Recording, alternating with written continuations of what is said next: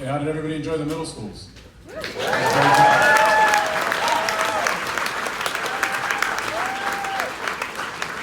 Most of these students have been in ABC Unified School District's band programs or music programs for several years. So I would like to recognize our band directors at different levels, starting with our elementary school band directors. A few of them are here. Victor Fernandez, Kathy Kim,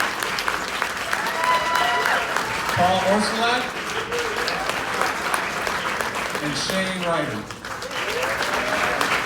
They're back there. And then we have our middle school band director group, Mr. Rafael Arenas from Petty Middle School. He also works with Ferguson and Melbourne Elementaries. Michael Battaglia from High School Middle School. He also supports the program at Bragg. Mr. Matthew Gullett. Mr. Gullett makes me feel old because I remember when he was a beginning teacher at Petty. And now he's all grown. And I'm all old. Mr. David Lopez from Wallace Middle School. And Victoria Ramos Rosell from Carmenita Middle School. Then we move on to our high school band directors. We have two at Artesia, Mr. Esteban Adame and Juan Perez Herrera.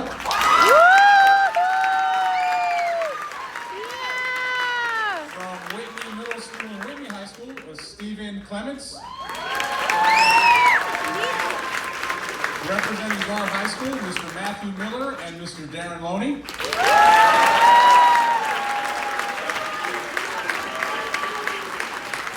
And representing Cerritos High School, Mr. Robert Westphal.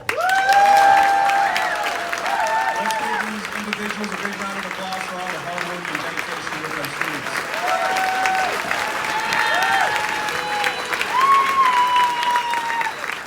Before we continue, I'd like to recognize some of our high school administrators that are here with us today, starting with Gar High School, Mr. Jeffrey Hernandez, the principal.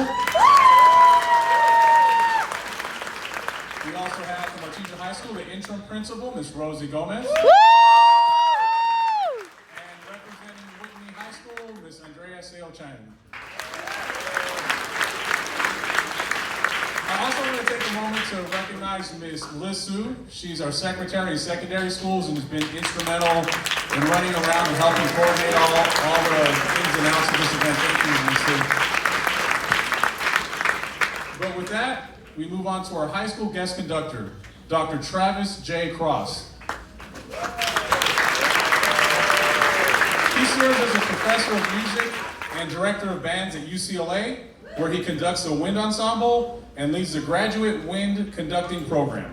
He chaired the music department from 2018 to 2023 and was associate dean for academic mentoring and opportunity during the initial years of the UCLA Herb Alpert School of Music. Cross has conducted the UCLA Wind Ensemble. I almost said USC, that might be a problem. The UCLA Wind Ensemble, a California All-State Music Education Conference, and College Band Directors National Association Western Northwestern Division Conference, and prepared the band for centenary performances at Leonard Bernstein's Mass with Gustavo Dudamel and the Los Angeles Philharmonic. Prior to conducting at UCLA, Dr. Cross spent 5 years as wind ensemble conductor at Virginia Tech, where he led students in performances at the Virginia Music Educators Association Conference, Kennedy Center, and Carnegie Hall, and developed the Virginia Tech Band Directors Institute into a major conducting workshop. Cross earned Doctor and Master of Music degrees in conducting from Northwestern University, and the Bachelor of Music degree cum laude in vocal and instrumental music education from St. Olaf College. Additionally, he was named the Jacob J. Kavitz Fellow by the U.S. Department of Education in 2006. His more than 20 original compositions and arrangements are published by different music publishing houses. Dr. Cross has appeared as a guest conductor, composer, and clinician in nearly 40 states, internationally in Canada, China, Germany, Korea, Singapore, Spain, Thailand, and the United Arab Emirates, as featured band clinician at the Texas Music Educators Association Clinic Convention, and on several occasions at the Music for All National Festival and Midwest Clinic. He has engagements in Arizona, California, Georgia, Indiana, Maryland, New York, North Carolina, Pennsylvania, Tennessee, Texas, and Germany during the 2022-2023 season. Dr. Cross is a Yamaha Master Educator. Please welcome Dr. Travis J. Cross.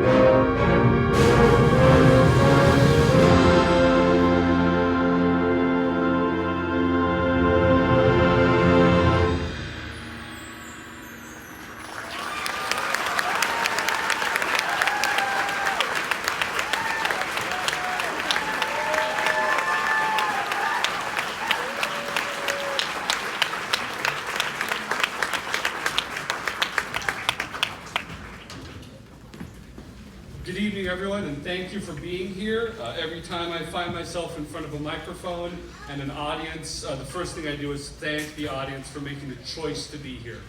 You have a lot of things you could do with your time. There's truly no commodity more precious than time. In fact, that you have chosen to spend it, to invest it perhaps even, supporting education, supporting young people, supporting the future, supporting music, classical music, music education, music in our schools, arts, creativity, all the things that you're supporting tonight. It means a great deal to us that you have chosen to do that and that you're here with us tonight. We open with a piece by a young American composer. He must be maybe 24, 25 years old. He was younger when he wrote this piece, named Kataj Copley. The piece is called Halcyon Hearts, and it's subtitled An Overture for Love. And truly there is nothing that we need more, and that there's nothing that we don't have in greater supply that we can use to make the world a better place. So it's great to open a concert that celebrates young people in music with a piece that celebrates love and what brings us together. Kataj is going to be a big deal. He already is a big deal, but if you come to band concerts, and it just so happens you do, you might check out his name. He's got some really great stuff on his website, and I'm sure you'll hear more of him in the future. We're now moving to another young American composer, me. Slightly older than 25. The piece is called Memento, and it's a piece I wrote in, I think, 2010 or 11 for the Indiana Bandmasters Association, for all the district bands across the state. I wanted to have an Indiana connection to it. So I did some internet research, and I found the Indiana state song is a song called On the Banks of the Wabash Far Away. It is not, as some people think, Back Home Again in Indiana, which is a song that Gomer Pyle used to sing at the Indy 500 every year, but it sounds very similar. It's a very Stephen Foster-esque 19th century folk-like melody. What I did was I took a couple little snippets of that piece and worked it into the piece. The rest of it is original music that I wrote. And I wrote it in honor at the time, in memory now, of my maternal grandmother, who was one of millions of Americans suffering from Alzheimer's disease, which is something that all too many of us know all too much about. And the piece is intended to not be about memory per se, but to be about nostalgia. My grandparents were the World War II generation, and the moments from this song that come back in the piece are supposed to sort of sound like music from that era. So the piece goes on a journey and kind of remembers an earlier time, a younger time, a more innocent time, and tries to honor that generation and those people through the music. So hope that you enjoy Memento.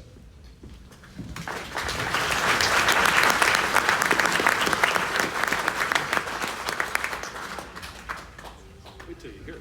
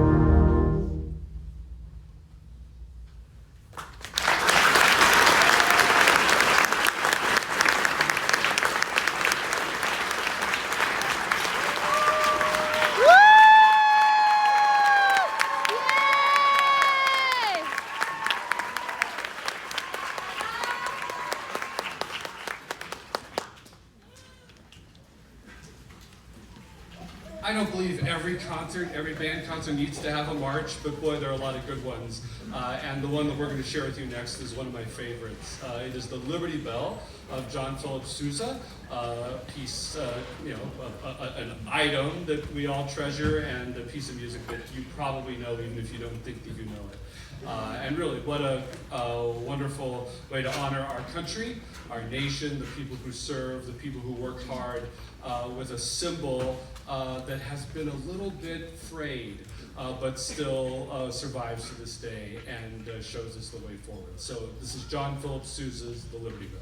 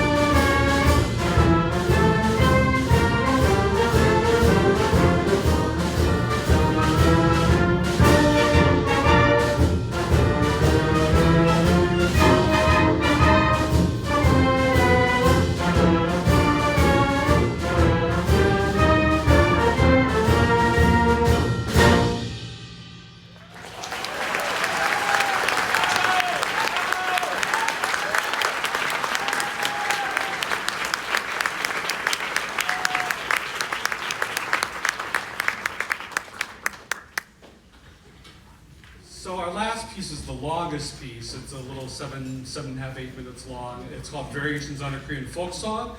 And it's in several little parts. There are 2 or 3 times where it'll stop, there'll be a little pause. If you're nervous about when the piece is over, trust me, you'll know when the piece is over. And if you just want to wait for people to start clapping, that's fine too. Never feel nervous about that. The piece was written by John Barnes Chance, an American composer. He served in Korea after the Korea War in the late 1950s, so he had some first-person experience there. And he took the most familiar tune in Korea, Arirang, and set it in a very Western style. And it takes it, there's an initial setting, there's kind of, it almost sounds like a wild Western, big expansive setting. Then there's a really fast setting. There's a, it almost sounds like a lounge act setting, kind of like a nightclub. Then there's like a march, and he does all kinds of cool stuff with it. And I think he does it with a lot of integrity and with a lot of grace. You know, there are pieces that sort of take something, appropriate something, if you will, and then sort of do all kinds of crazy things with it. This piece, I think he treats with great respect and great reverence, and has created a classic. You know, this was like kind of the big award-winning piece for band in 1961 or whenever it came out, and shows you a little bit how far the band field has come. Like in 1961, this is about the hardest piece that was written, not quite, but one of the hardest pieces that was written, and now it's a piece that we can put together in 4 rehearsals with a really talented high school group. So before we play that piece, again, because I find myself in front of a microphone, let me just share a very brief thought with you. I'm sort of preaching to the choir or preaching to the band. You are here because you support these young people, you support what they do, you support the arts in education. But the message that I would share with you and hope that you can take with you back into the world is we talk a lot about music making kids smarter. We talk a lot about how participation in band, choir, orchestra can help raise their test scores and can help get their grades up, better chance of getting into college X or Y.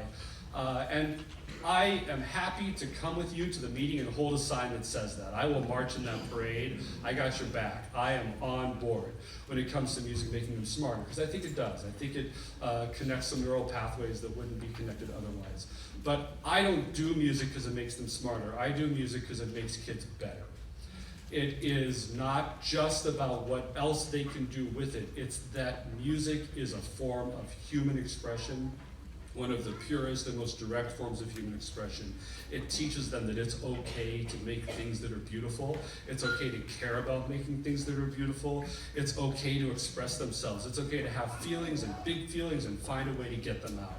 It's okay to do that in a community with other students, other young people working together to make it happen. I think that's what makes music so valuable, is what it does for their lives, for their families, for their relationships, for their communities, for their world. You know, this band didn't exist as a band 3 weeks ago. They had maybe 4 rehearsals where they got together, a few with me, 1 with their teachers. Now, they all had talent, and they all had, you heard them practice for hours and hours in the basement and doing all that. I mean, this didn't just happen in the last 3 weeks, but as a band, they didn't exist. They weren't a group together until about 3 weeks ago. Roughly 10 hours of rehearsal maybe that has gone into this performance. That takes sacrifice, it takes compromise, it takes listening, it takes finding a way to make things work. And I think, I say this all the time, but if we could get a stage big enough to put the U.S. House of Representatives in an honor band for a weekend, they would figure out how to do some things that they don't know how to do right now.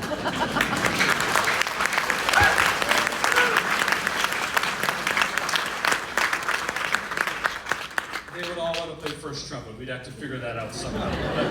But the idea is what they are doing is what I think will help them make our world a better place. And that's why I find this so beautiful. The sounds are beautiful, but the idea and what young people can create is so beautiful. So thank you for being with us. Thank you for supporting their teachers, their schools, everything in the infrastructure that allows this to happen. Thank you for supporting them, these incredible young people whose work is reflected in this performance.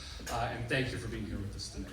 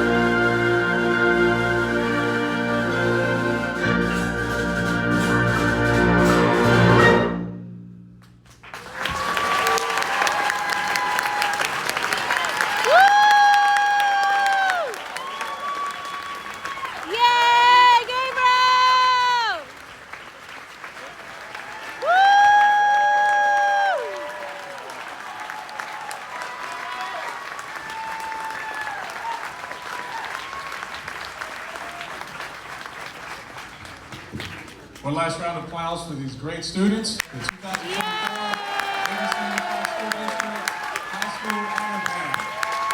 A big round of applause. Thanks to everyone who came out tonight. Continue supporting your kids in the arts and music. It's a great outlet for them. It produces great things. These are some of the best students in the ABC Unified School District. And have a safe ride home.